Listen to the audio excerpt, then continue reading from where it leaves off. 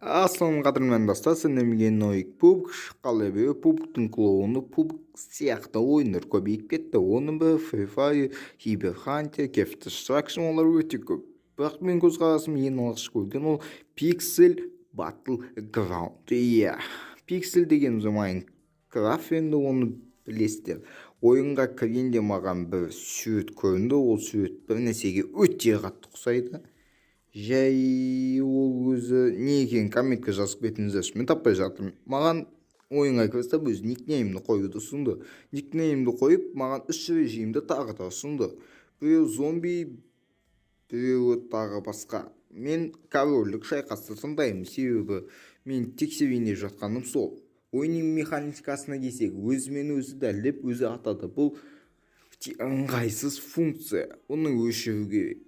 Және ойын бірінші жақтан ойналады. Тағы оғанда көндім. Және бұда хедшот әсер етпейді достар. Хедшотты басында талай рет атам, ол ешқашан өлмейді.